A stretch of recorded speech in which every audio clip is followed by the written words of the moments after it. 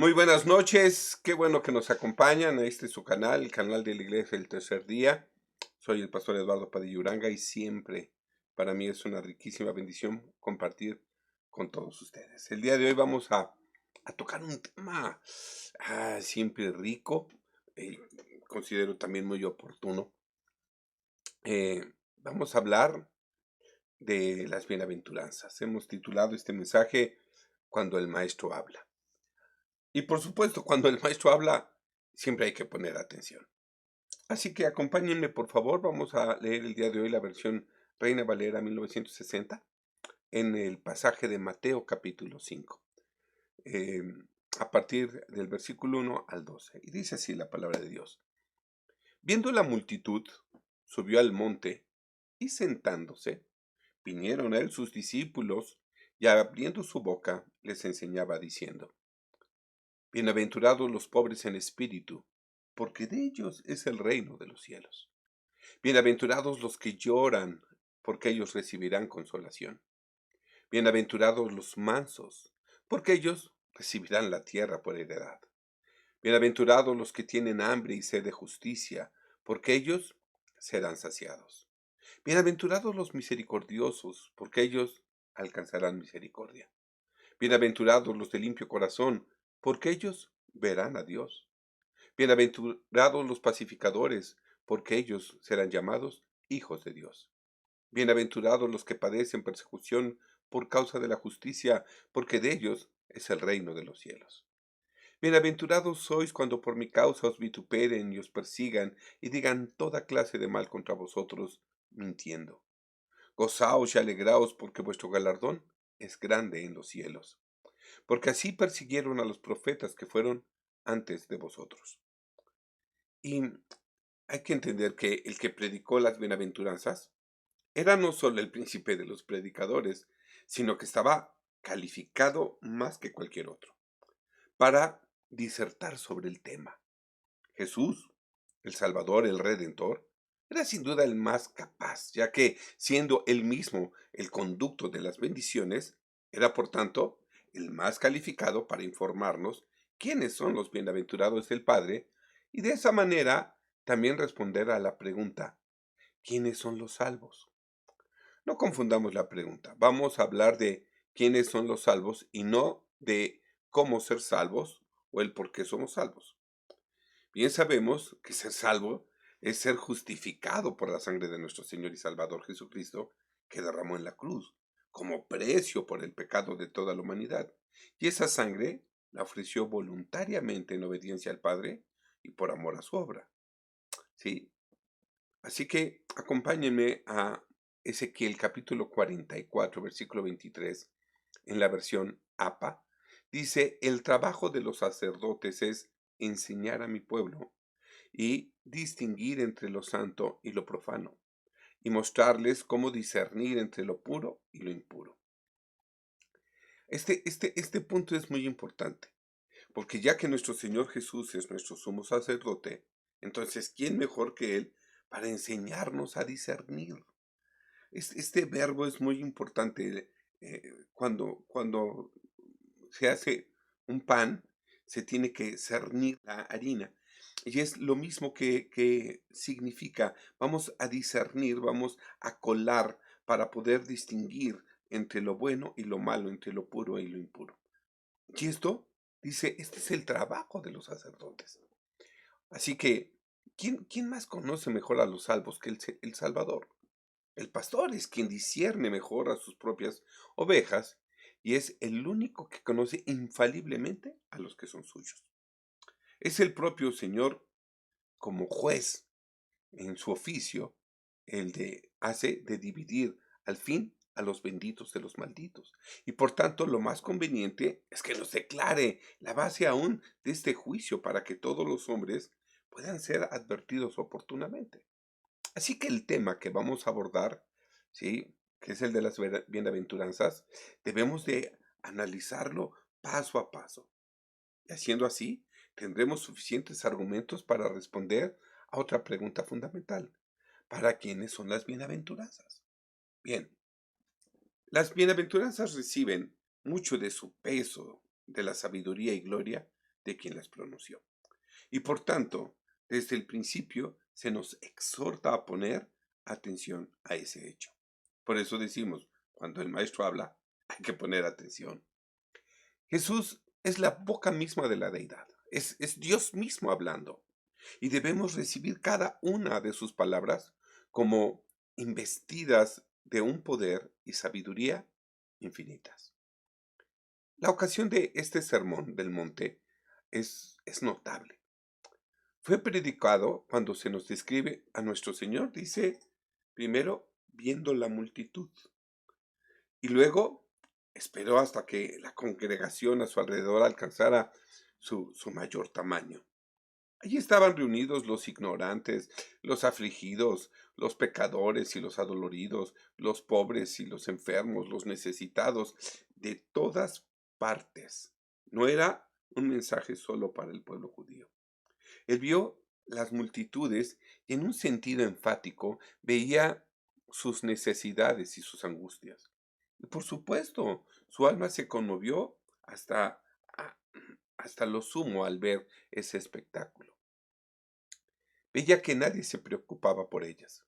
Eran como ovejas sin su pastor, o como matas de trigo a punto de secarse y caer al suelo por falta de segadores que las cosecharan. Jesús, por tanto, se apresuró al rescate. Él sin duda se dio cuenta de la avidez de la muchedumbre para escuchar, y esto lo inspiró a hablar. Estoy convencido que todo hombre, en su propia actividad o profesión, se regocija cuando ve una oportunidad para ejercerla. ¿Sí? Así el cantante, pues se goza cuando puede cantar. Y así como el predicador, cuando ve una gran congregación, se regocija en su corazón y se alegra por la oportunidad de enseñar. Por tanto, ¿sí? Las oportunidades deben de ser aprovechadas con prontitud. Bien, mi papá me decía siempre, la suerte es la conjunción de la inteligencia con la oportunidad. Es más conveniente pescar cuando hay muchos peces y por supuesto cuando los pájaros se juntan alrededor, es tiempo de cazar. A continuación, consideremos el lugar desde donde fueron predicadas estas bienaventuranzas. Dice, viendo a la multitud, subió al monte. Por supuesto, esto sería principalmente por la comodidad que la extendida ladera de la colina proporcionaría al pueblo y la presteza con la que el predicador podría sentarse sobre un peñasco saliente para poder ser visto y oído por todos. Permítanme también creer que mm, el lugar escogido para la reunión también estaba lleno de simbolismos y propósitos. La instrucción que se iba a impartir bien podría estar simbolizada por el ascenso al monte, o el ascenso al templo, o el ascenso a la madurez plena. Lo importante es que estemos convencidos que este subir debe implicar ascender en espíritu. Una cripta o una caverna habrían sido lugares completamente inadecuados para un mensaje que debe ser pregonado desde los tejados de las casas y predicado a todas las criaturas bajo el cielo. Además, los montes y las montañas han estado siempre asociadas con distintas épocas de la historia del pueblo de Dios. El monte Sinaí, por ejemplo, es sagrado por la ley que ahí se recibió. El monte Sión es símbolo de la iglesia. El monte Calvario iba a estar conectado a su debido tiempo con la redención y el monte de los olivos con la ascensión de nuestro Señor Jesucristo ya resucitado. Era conveniente, por tanto, que el inicio del ministerio de nuestro Señor y Salvador estuviese también vinculado a un monte, tal como el monte de las bienaventuranzas. Este sitio, conocido como Krum Hatín, queda en las cercanías del mar de Galilea y cercano a la ciudad de Tiberíades. Fue desde una montaña que Dios proclamó la ley, la montaña del Sinaí, y es sobre un monte que Jesús la explica. Gracias a Dios, no era un monte alrededor del cual se tuvieran que poner límites, no era la montaña que ardía con fuego, de la cual Israel huyó con miedo. No, no, no. Era sin duda un monte todo cubierto de exuberante hierba y adornado con aromáticas flores, convertidas momentáneamente en un atrio y en su trono. Era esa grandiosa ladera de la colina como un lugar de reunión, y es aquí donde se responde a la pregunta fundamental: ¿para quién es la salvación? La cátedra estaba por comenzar. Eh, y sentándose comenzó a hablar. Claro que decidió sentarse. Es elocuente de la cabeza a los pies y era, por decirlo así, un rey sentado sobre su trono, separando a sus verdaderos súbditos de los extraños y extranjeros, o como un maestro sentado en la cátedra. Cátedra, por cierto, viene del latín cátedra, que significa silla, otorgando así, en su lugar, ¿sí? Sentado, otorgaba las bendiciones del reino, o como un juez hablando con toda autoridad. Se sentó como un maestro que tiene autoridad respaldada por su conocimiento. Él era también un predicador, un profeta, un intercesor, y consecuentemente adoptaba otras posturas cuando cumplía esos oficios. Pero en esta ocasión se sentó en su lugar como rabí de la iglesia, como legislador del reino de los cielos, investido de autoridad como el emperador en medio de su pueblo. Por eso podemos decir: vengan aquí entonces y oigan al rey en Israel, al juez divino, no en la entrega de los 10 mandamientos, sino en la enseñanza de las 9 bienaventuranzas de su reino. Luego se menciona, para indicar el estilo de su prédica, que abrió su boca. Claro que algunos podrían preguntar: ¿cómo podría haber enseñado sin abrir su boca? La respuesta es que él frecuentemente enseñaba y enseñaba mucho sin decir una sola palabra, puesto que su vida entera era una enseñanza y sus milagros y sus obras de amor eran las lecciones de un instructor de instructores. No es superfluo, pues, decir que abriendo su boca les enseñaba, ya que les había enseñado a menudo cuando su boca estaba cerrada. En lo personal, yo comencé a predicar hace ya más de 25 años, y recuerdo una ocasión cuando me invitaron a predicar, que un hermano me dijo: ¡qué bien! Ve y predica, y si es necesario hablar, entonces habla. Claro que cuando vio mi cara de duda, lo obligó a explicarme, y me dijo que la mejor predicación es el testimonio de tu vida diaria. Por eso te digo, ve y predica con tu propio testimonio. Y si es necesario hablar, entonces habla. Me quedó tan claro como el agua. La mejor predicación es la que está acompañada del testimonio de nuestra vida diaria. Es decir, que sea coherente, que el dicho corresponda al hecho para que salga desde el pecho. Y así, nuestro Señor Jesucristo hablaba como habla un hombre que tiene gran deseo de enseñar. Enunciaba claramente y con voz poderosa. Alzaba su voz como una trompeta y publicaba la salvación por todas partes, como un hombre que tenía la urgencia de decir algo y que anhelaba que su audiencia lo oyera, lo entendiera y lo sintiera. Por eso es mi oración, que la propia manera de hablar y la voz de quienes predican el Evangelio fuesen tales que demostraran su celo por Dios y su amor por las almas. Bien, continuemos. Dice: y abriendo su boca les enseñaba. ¿Acaso no tenemos aquí una alusión más que así como él había abierto la boca de sus santos profetas desde tiempos antiguos, ahora abría su propia boca para inaugurar una revelación más plena? Si Moisés habló, ¿quién puso las palabras en la boca de Moisés? Y si David cantó, ¿quién abrió los labios de David para que publicara las alabanzas de Dios? ¿Quién abrió la boca de los profetas? ¿Acaso no fue el Señor por su espíritu?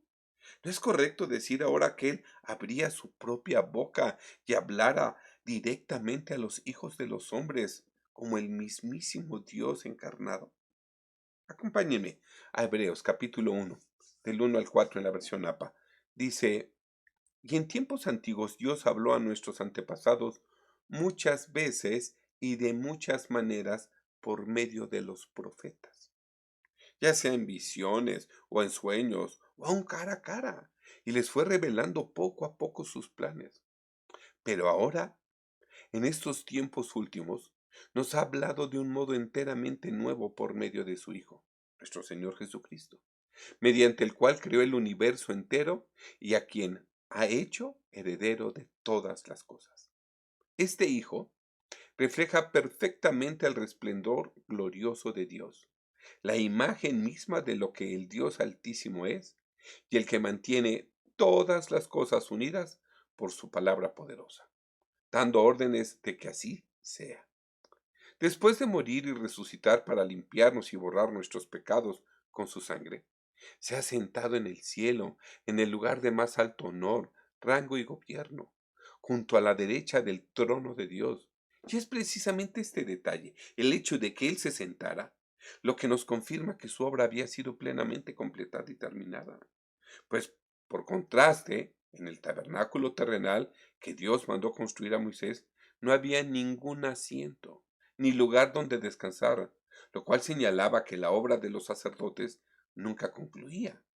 Y esto era porque los sacrificios que ofrecían tampoco podían quitar definitivamente el pecado. Con esto, demostraba ser superior a los ángeles y ser digno de ostentar el título de Hijo de Dios, que el Padre mismo le había dado, pues ha recibido en herencia este título que es mucho más importante que el de ellos.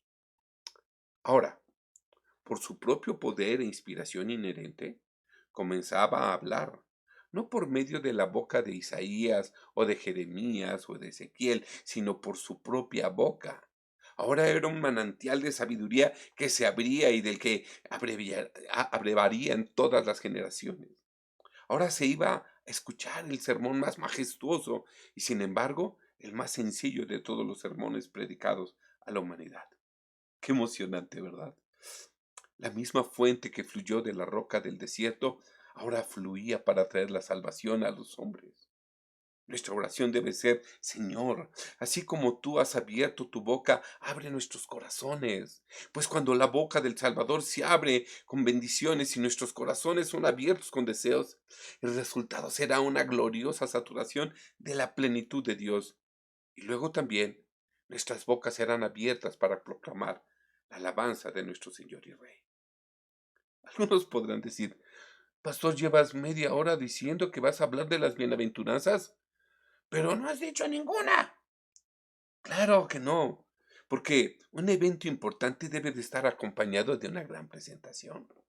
Imagínense, si me tocara ser el maestro de ceremonias y tuviera que introducir a mi Señor Jesús, no sería correcto tan solo decir: Damas y caballeros, con ustedes, Jesús. No, me tomaría tiempo para hablar de él, para que mi presentación lo honrara. Yo lo presentaría más o menos así. Con ustedes, el Dios inmortal, invisible pero real, la imagen misma de lo que Dios es.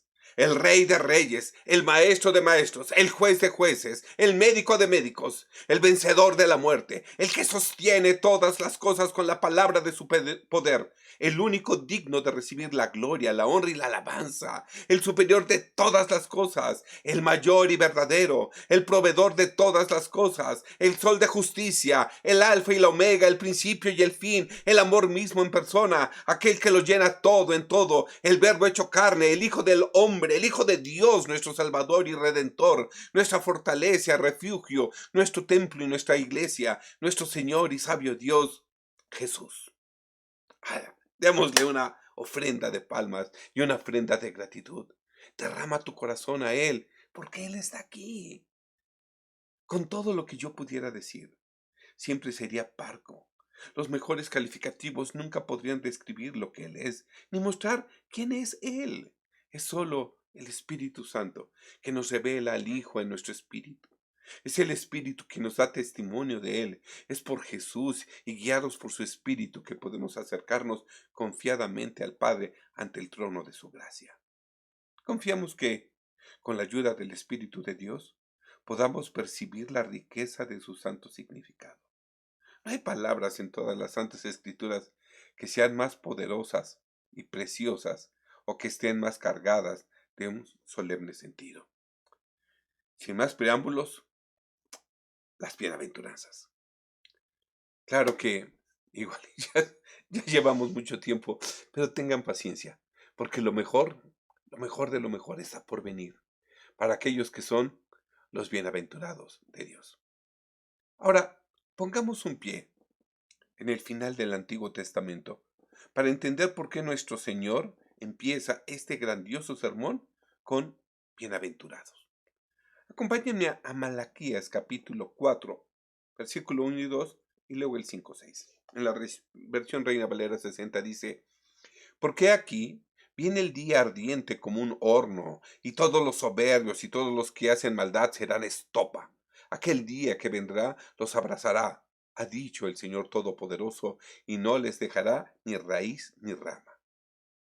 Mas a ustedes, los que temen a mi nombre, nacerá el sol de justicia, y en sus alas nacerá la salvación, y saldrán y saltarán como becerros de la manada. He aquí, yo les envío el profeta Elías, antes que venga el día del Señor grande y terrible.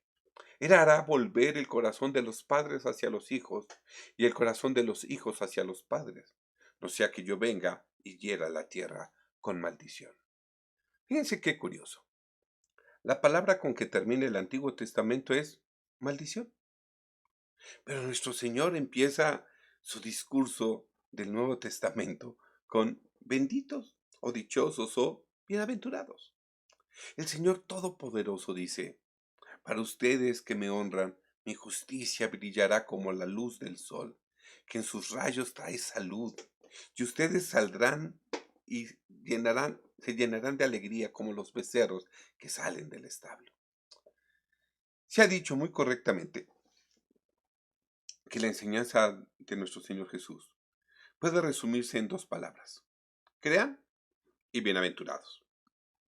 Marcos nos revela que él predicaba diciendo: arrepiéntanse y crean en el Evangelio. Y Mateo en este pasaje nos informa que él llegó diciendo: bienaventurados los pobres en espíritu. Toda esta enseñanza tenía el propósito de bendecir a los hijos de los hombres, porque no envió Dios a su Hijo al mundo para condenar al mundo, sino para que el mundo sea salvo por medio de él, como dice Juan 3:17. Sus labios, como un panal, gotean dulzura, promesas y bendiciones se derraman de su boca. El bendito continúa repartiendo bendiciones a lo largo de su vida.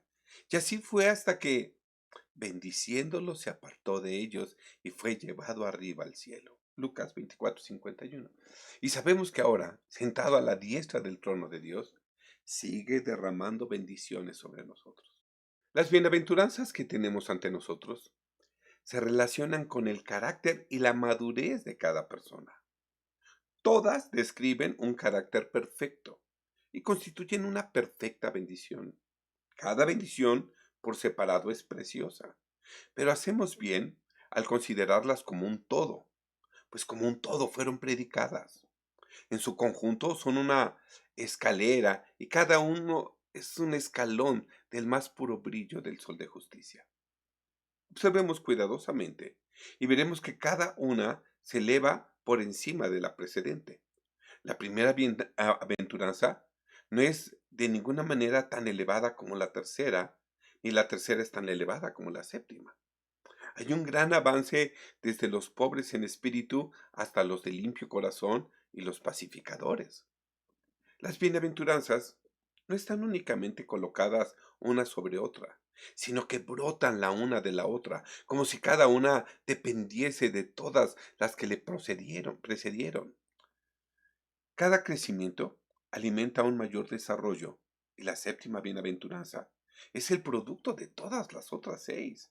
Bienaventurados los que lloran. Surge de bienaventurados los pobres en espíritu. ¿Por qué lloran? Lloran porque son pobres en espíritu. ¿Quiénes son los pobres en espíritu? Los que aún no tienen al Espíritu Santo en ellos.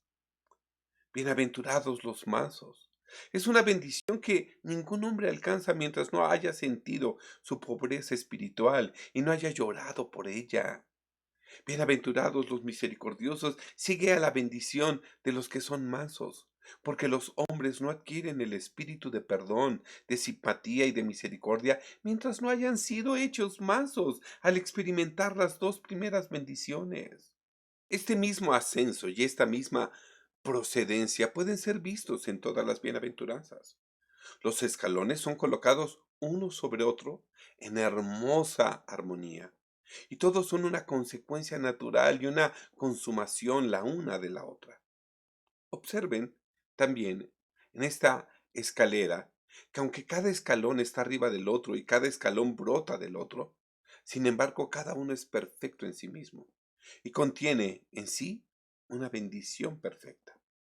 Los más humildes de los bienaventurados, es decir, los que son pobres en espíritu, tienen su bendición peculiar, y es ciertamente una bendición de naturaleza tal que luego es usada como un resumen de todas las demás, porque de ellos es el reino de los cielos.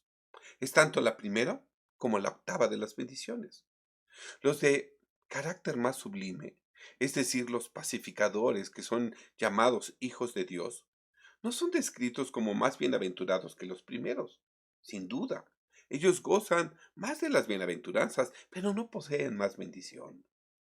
Noten con deleite también que la bienaventuranza está en todos los casos en el tiempo presente. Nos hace referencia a una felicidad que debe ser gozada y disfrutada ahora, en el aquí y en el ahora. No dice bienaventurados serán, sino bienaventurados son.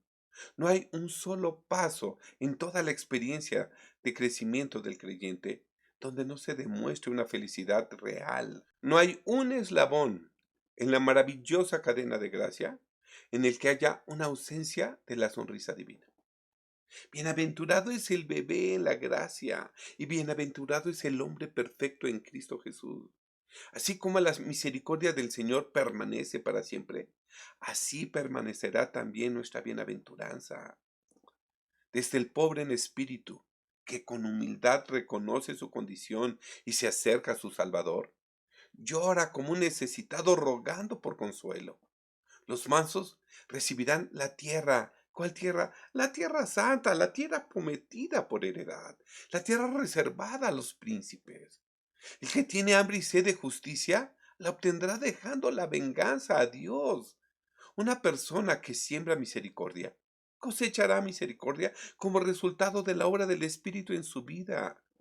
Los de corazón puro, los de una conciencia limpia, los que han sido lavados de las obras que llevan a la muerte, verán la gloria de Dios. Y los que buscan la reconciliación y la paz con Dios imitan a Cristo y por tanto son hechos hijos de Dios.